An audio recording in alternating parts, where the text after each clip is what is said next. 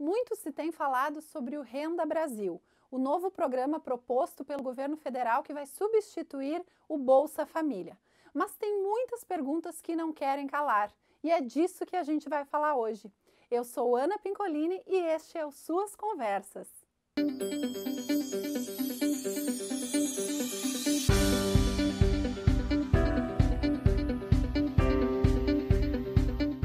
Hoje, basicamente, a gente vai trazer algumas perguntas que não querem calar sobre o Renda Brasil, o programa que está sendo proposto pelo governo federal. Mas primeiro a gente precisa compreender algumas coisas sobre o Bolsa para poder fazer essa discussão. No Brasil, são consideradas de baixa renda pessoas que vivem com até meio salário mínimo per capita. Per capita é uma expressão latina que quer dizer por cabeça. Então, por exemplo, numa família de um casal vivendo, o casal com um salário mínimo, a gente está falando de pessoas de baixa renda.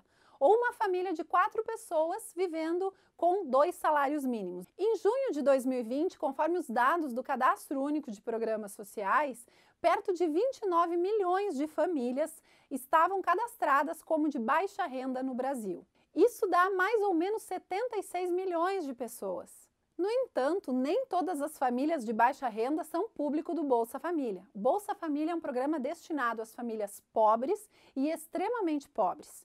No Brasil, são consideradas extremamente pobres aquelas famílias cuja renda per capita mensal é menor do que R$ 89. Então você imagina, seria uma família de 4 pessoas vivendo com menos de R$ 400 por mês. São consideradas pobres aquelas que recebem uma renda per capita de R$ 89,01 até R$ 178 mensais. Isso dá aí uma família de 4 pessoas vivendo com R$ 712, exatamente 712. Esse é o perfil Bolsa Família hoje. Aquelas que ganham, então, até 89 per capita e aquelas que ganham de 89,01 até R$ 178 per capita. Nem todo mundo sabe, mas esses dados gerais sobre o Bolsa Família são acessíveis para qualquer cidadão. Basta entrar no RI Social, ou Registro de Informações Sociais, cujo link eu vou deixar aqui embaixo na descrição do vídeo.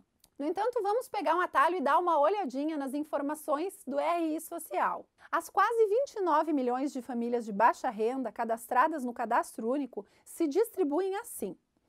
13.752.105 têm renda per capita de até R$ 89, ou seja, são aquelas consideradas extremamente pobres, ou na linha da extrema pobreza, ou também chamadas de miseráveis. 2.805.148 famílias tinham renda per capita familiar entre R$ 89,01 e R$ 178, que são as consideradas pobres. 6.052.656 famílias tinham renda per capita familiar entre R$ 178,01 e meio salário mínimo. E por fim, 6.345.123 famílias têm renda per capita acima de meio salário mínimo. Em agosto de 2020, o Bolsa Família beneficiou 14.283.216 famílias. O valor médio do benefício foi de R$ 191,18. Conforme o site da Caixa, na aba Programas Sociais, cujo link você também tem aqui embaixo na descrição do vídeo, os objetivos do programa Bolsa Família são os seguintes: combater a fome e promover a segurança alimentar, combater a pobreza e promover o acesso a serviços públicos, rede pública, enfim, especialmente saúde, assistência social, segurança alimentar e educação. E aí que começam as perguntas que não querem calar sobre o Renda Brasil. Todas as análises que eu vi, aliás, quase todas, têm inclusive ficado abaixo da linha da pobreza e sido extremamente pobres. Elas ficam falando de valores financeiros e comparando o benefício que vai ser repassado, que vai ser maior do que o atual. Como eu falei para vocês, a média é de R$ 191,18, então ali perto de R$ 200. Então a maioria das análises que eu vi, inclusive de veículos importantes, dos mais importantes e conhecidos do país, foi justamente falando da questão do valor do benefício, se prendendo muito a essa questão do valor. Ninguém tem dúvida de que o Bolsa Família se encontra defasado. Por exemplo, hoje uma família que ganha R$ 713 para 4 pessoas viverem, está fora do critério do Bolsa Família, que vai até R$ 712. Então não tem como a gente dizer que aquela família que ganha 713 não está na mesma situação de vulnerabilidade social do que aquela que ganha 712.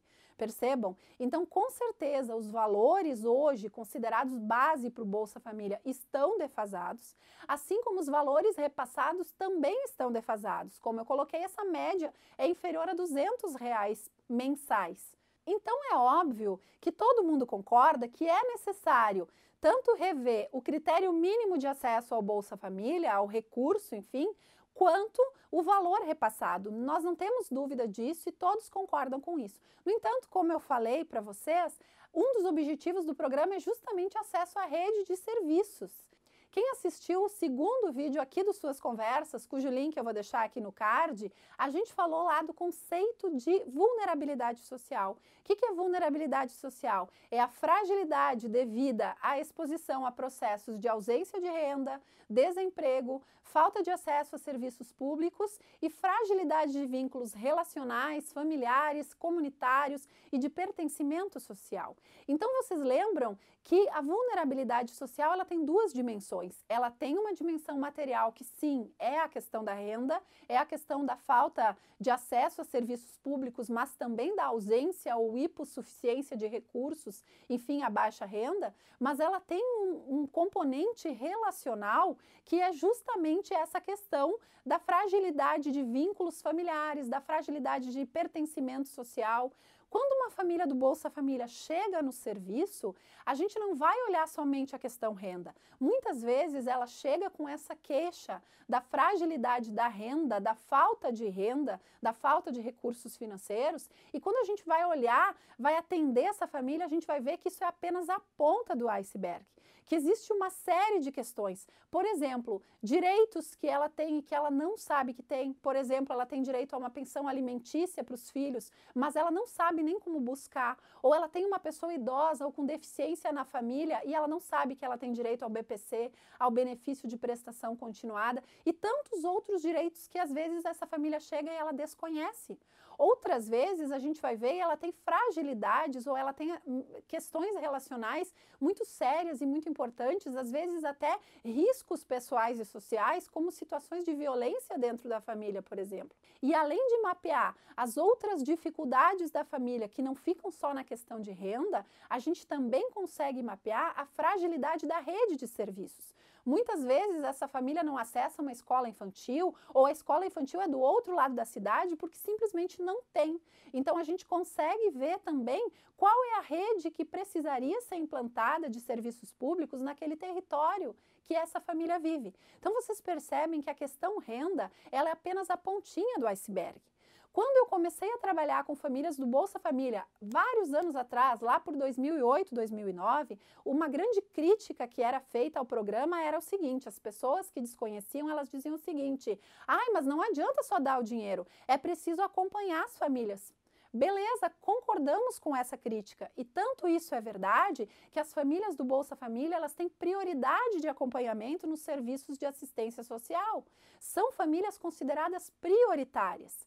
Então, aí vem a primeira pergunta que não quer calar, que se faz sobre o Renda Brasil. Bom, a gente vai compreender a pobreza somente como falta de renda, somente no seu aspecto material e vai transferir dinheiro e o acompanhamento. Quem vai fazer o acompanhamento? Eu sou um profissional do SUAS, uma mulher do SUAS há 12 anos, e o que eu sei sobre o acompanhamento das famílias do Renda Brasil é o mesmo que vocês sabem. Tudo que eu sei sobre o programa, aliás, mesmo trabalhando no SUAS, que hoje faz o acompanhamento das famílias do Bolsa, tudo que eu sei sobre o Renda Brasil é o que está sendo divulgado na mídia. Eu não sei, não foi falado nada com a gente sobre o acompanhamento dessas famílias.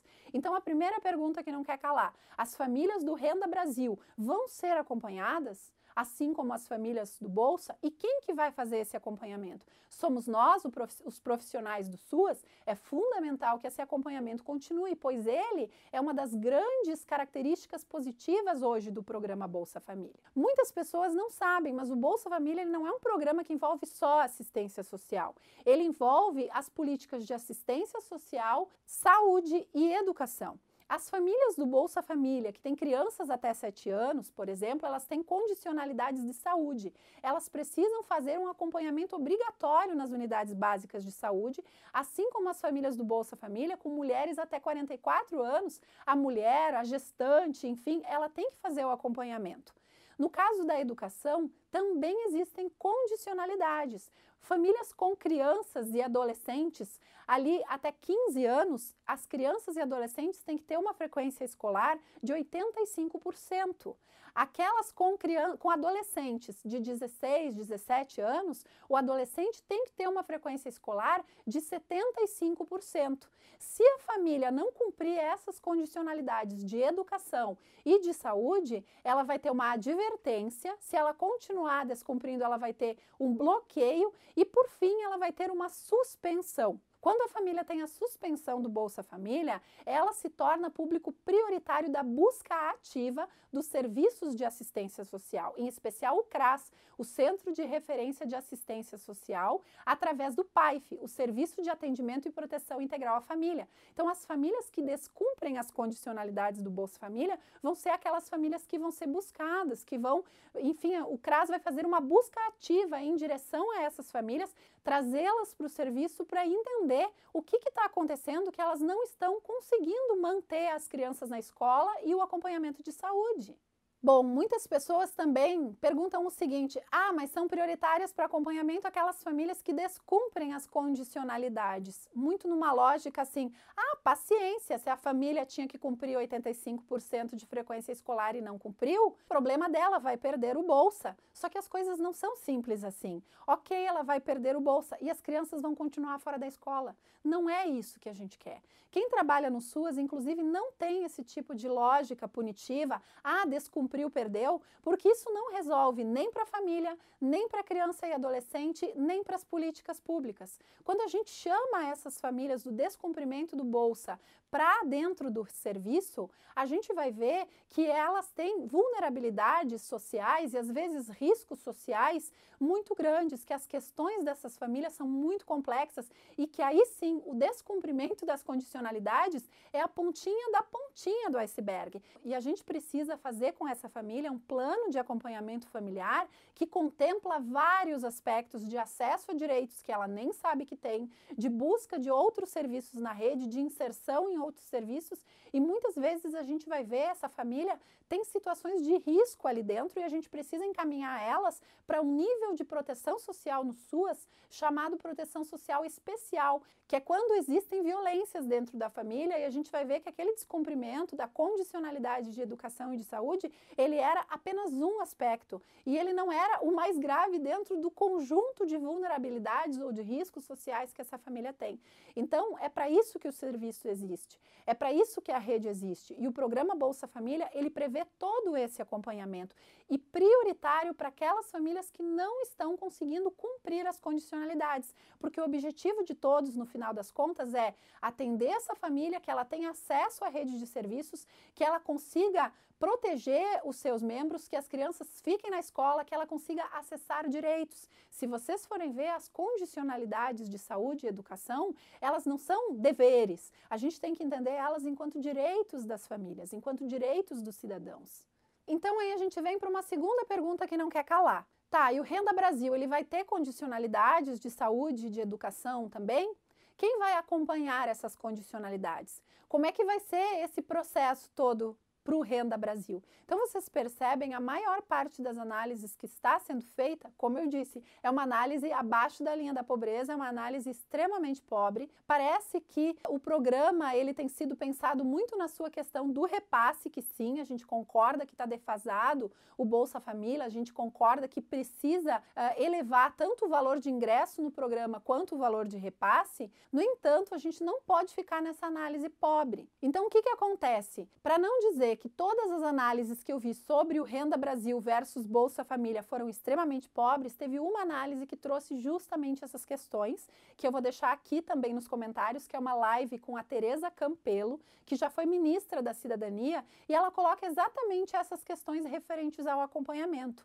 Outra questão importante que ela coloca é que o Bolsa Família ele já foi estudado como modelo por diversos países e que um dos grandes motivos pelos quais ele é considerado um programa social de transferência de renda bem sucedido é porque justamente ele inclui a questão do acompanhamento junto. Ele inclui o acesso ao serviço, ele inclui o acesso à rede de saúde, de educação, de assistência, e ele também é entendido como um fortalecimento da questão da segurança alimentar da família. Então é muito importante você assistir essa live, porque ela é de utilidade pública, para que você também compreenda e também lute para que a gente tenha um programa de transferência de renda, se ele vier a ser o nosso novo programa de transferência de renda, que ele não seja apenas uma mudança de nome ou que ele não seja apenas um repasse financeiro, porque isso é entender a vulnerabilidade social como sinônimo de falta de dinheiro, e não é só isso. Política social